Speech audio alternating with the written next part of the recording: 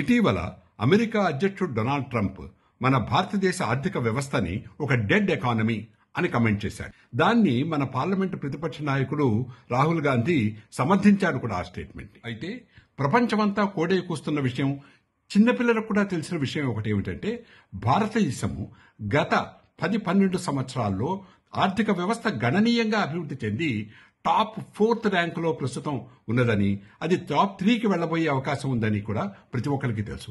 అయినప్పటికీ కామెంట్ చేయడం అనేది అది అజ్ఞానాన్నో అక్కసునో అది తెలియబరుస్తుంది. అది పర్సనల్ ఎజెండాతో ఇలా గనక కామెంట్ చేస్తే నవ్వుల పాలయ్యే అవకాశం ఉంది.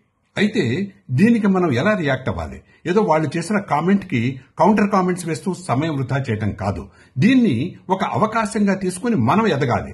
ఇదే విషయం చేస్తున్నది మన ప్రధాని మోదీ గారు.